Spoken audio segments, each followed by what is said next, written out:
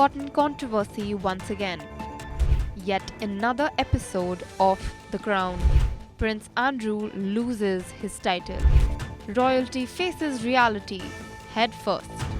History's oldest monarchy facing a dark test. Alright, in the royal edifice, this has never happened. A royal has never been stripped of their title. An institution that has survived more than 1200 years is taking a new turn. The Crown is responding to public morality and media outrage rather than internal codes of honour. Prince Andrew, Duke of York, also the Queen's favourite son, is no longer His Royal Highness. The decision by King Charles III to formally strip his brother of titles and military roles and to evict him from his grace and favour resident isn't merely a royal recommendation. It is a cold, hard executive decision to protect the image of the institution.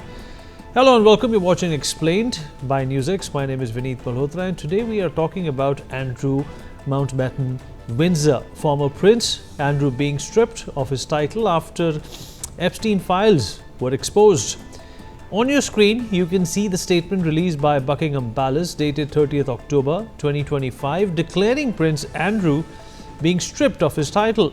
The walls of the Royal Lodge, for decades a private haven, now stand as a monument to one man's catastrophic downfall. Well, this is not a historical footnote. This is the live unfolding crisis that threatened the very stability of the modern Carolean age of King Charles III. The core of the matter? Well, Jeffrey Epstein and Virginia Giuffre.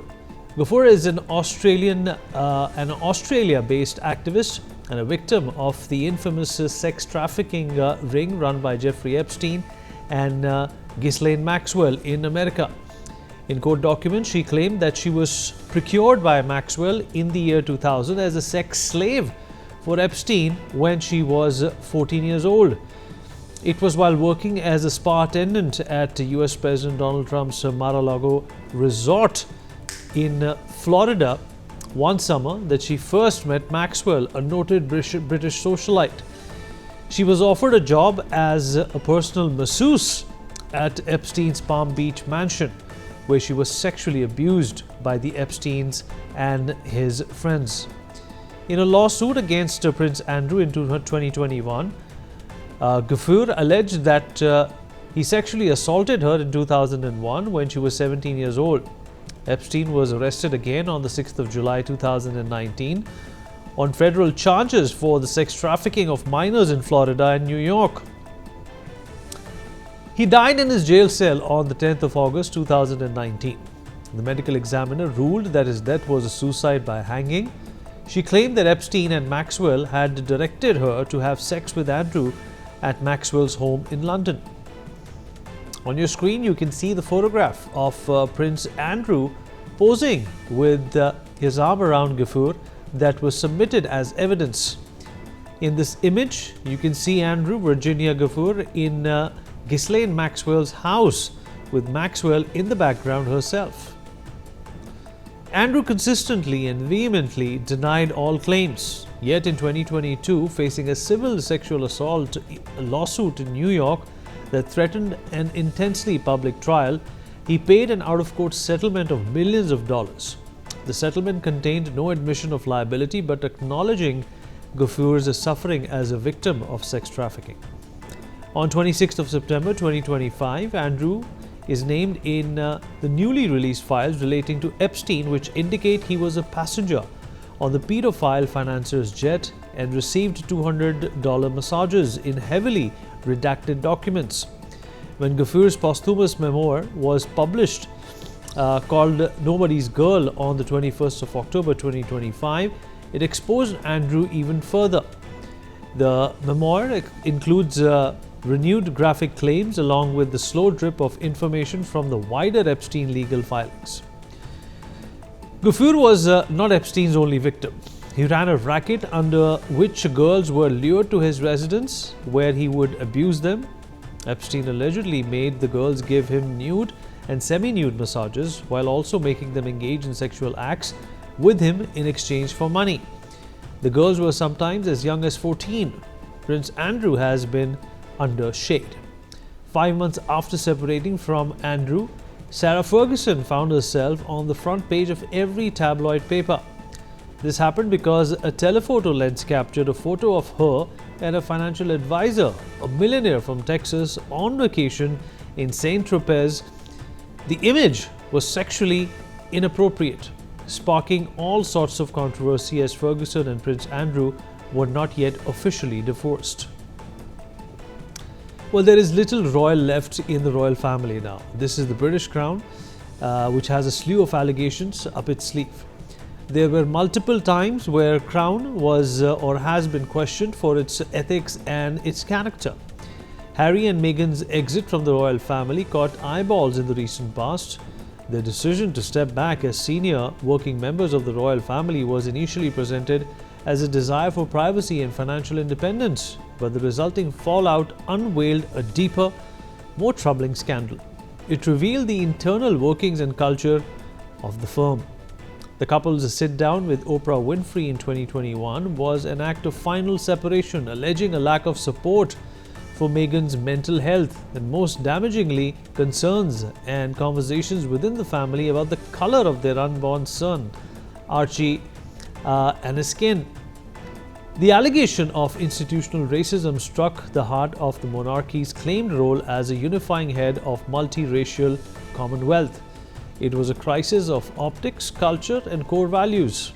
Prince Harry's memoir, Spare, continued the assault, detailing profound rifts, physical altercations, and what he perceived as negative briefing against him and Meghan by other members of the family to the press. Everyone is aware about Princess Diana and the circumstances of her life and death. Her story was everything the monarchy was not: emotional, vulnerable, and human.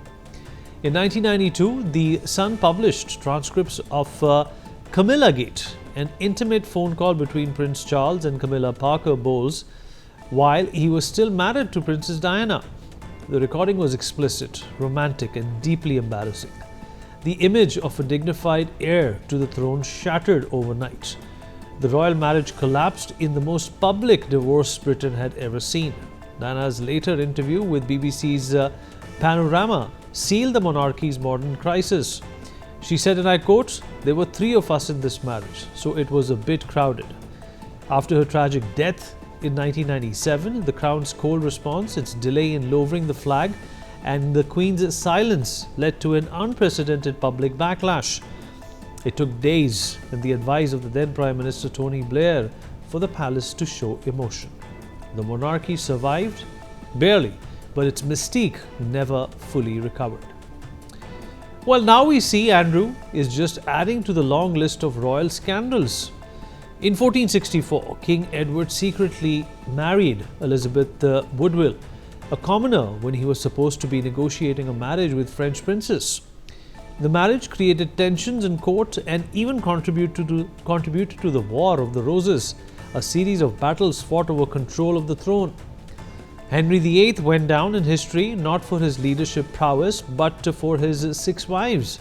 His initial infatuation with Anne Boleyn drove him to reform the church so he could get a divorce, which was unprecedented at the time. He had 6 wives throughout his life and beheaded 2 of them.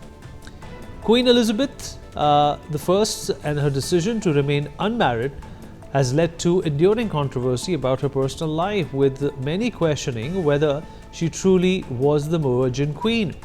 From the start of her reign in 1558, rumors started circulating about her alleged secret lovers, with Robert Dudley being the most prominent one.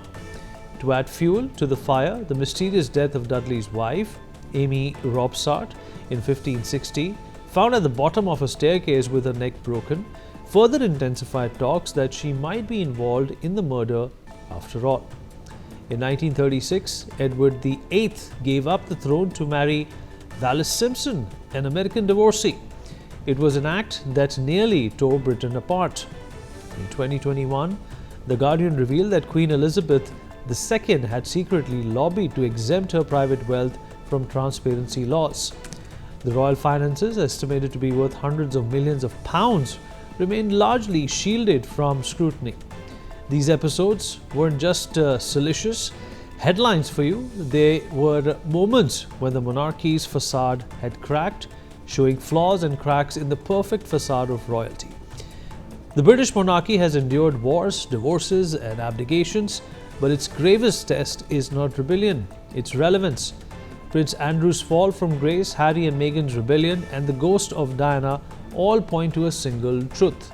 Beneath the tiaras and titles, the crown is not made up of gold.